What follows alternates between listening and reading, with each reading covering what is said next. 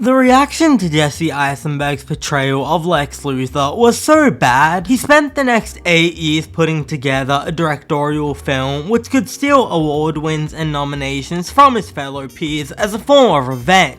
No, that's not actually what happened, but I'd like to think it is. A Real Pain stars Jessie Eisenberg and Keiran Culkin, who play two Jewish brothers who set out to tour Poland in honor of their grandmother. Not the most cinematic synopsis, but it becomes a goldmine for character exploration. The two brothers are pretty estranged, and there's a lot going under the surface about their own history and their feelings surrounding their family history, which come to the surface during the midst of the tour. It's crazy to think this isn't Eisenberg's first film as a director, because When You Finish Saving the World starring Finn Wolfhard didn't make anywhere near as big of a splash. This movie, on the other hand, has been making waves through the awards circuit, and I'm especially a big Succession fanatic, so I figured I'd see what the big fuss is about and why this movie earned a near perfect rating on Rotten Tomatoes. This is undoubtedly a movie of performances, and this film puts two actors front and center in a dialogue-driven screenplay,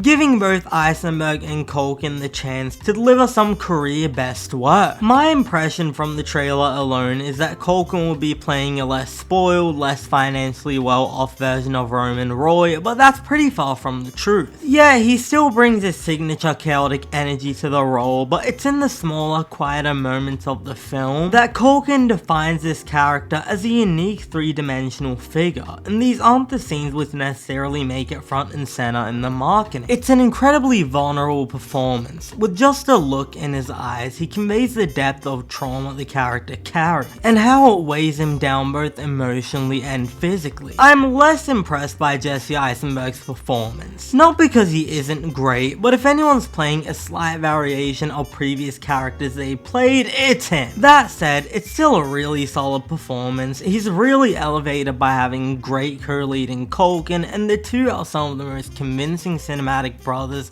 I've ever seen. Not necessarily because of physical appearance, but because their energies simply match remarkably well. Going in, I really expected a generic cliche that two brothers drive each other crazy but learn to love each other in the end, but the dynamic here is really complex. There's good, there's bad, there's love, there's tension. It's a mess in the best way possible. The two actors only perform so well because the script gives them a wealth of material to work with. This is a film of small moments, not big ones, and each interaction reveals so much about the characters while deftly weaving a strand of tragic dramedy through each scene. Instead of the comedy feeling forced or the drama feeling manipulative, each facet of the film's tone feels completely natural. The comedy comes from within the characters, and the drama always feels earned, as opposed to a conscious attempt from the filmmakers to get a reaction out of us, or even worse, get nominated for awards. Director Brady Corbett, director of The Brutalist, recently complained that with a lot of modern Hollywood films, you can kinda tell what the theme is gonna be within the first 5 minutes. This was a movie that kept me guessing, and I really didn't know the trajectory that the characters will go through precisely. And look, maybe I'm just an idiot, but I really appreciated that facet of the film. The cinematography here is fantastic, which you might not expect out of an incredibly grounded, naturalistic film, but there's a lot of statues and attractions in the movie, and not only does the film look incredibly sharp and crisp, the cinematography does a fabulous job making the characters feel incredibly small in the scale of the tourist side, which feels incredibly fitting for the themes explored. At 90 minutes, it's a short film, so you'd be surprised to hear I thought this movie overstayed its welcome a little. This is a testament to the fact there's no such thing as an inherently short runtime or an inherently long runtime, because despite being objectively short, this movie feels played out in a way it makes some of the same points over and over again, as if the depth of one short film was stretched across a theatrical runtime. I suspect a lot of this has to do with how underdeveloped the supporting cast is. This is one of those movies which inherently necessitates a lot of characters. The two leads are going on a tour, so how can they not be accompanied by a bunch of people? But those people end up feeling like filler characters because really that's what they are. I couldn't tell you any of their names, what they want, what they need, what their place is there. I just couldn't tell you. Although I will say, as far as supporting roles go, the White Lotus's Will Sharp is pretty great here. Early on, I joked that Jessie Eisenberg directed this movie as a form of revenge from the peers who shunned him for his portrayal of Lex Luthor. With that in mind, do I think this will be successful? When the time comes, can I genuinely see it sweeping up a lot of awards? When you consider what it's going up against, probably not. If it's gonna win anything, it'll win an original screenplay award. But I personally think the strongest case there is to be made is Keiran Culkin for supporting role, although the gap between him and Eisenberg is so meager in terms of screen time that he might as well be a lead character. I tend to prefer movies which do more with the cinematic language themselves, and while the cinematography is fantastic, I wish Eisenberg would have done more to make this movie feel more like a movie and less like theatrical play. But that doesn't take away from the fabulous performances or the terrific screenplay. And for that, I'm giving this one a 7 out of 10. Really solid film, but maybe not solid enough to redeem his terrible Lex Luthor portrayal. Thanks for watching. If you enjoyed this review, please hit the subscribe button and leave us a like, and if you've had the chance to watch A Real Pain, let us know what you thought about it in the comments below.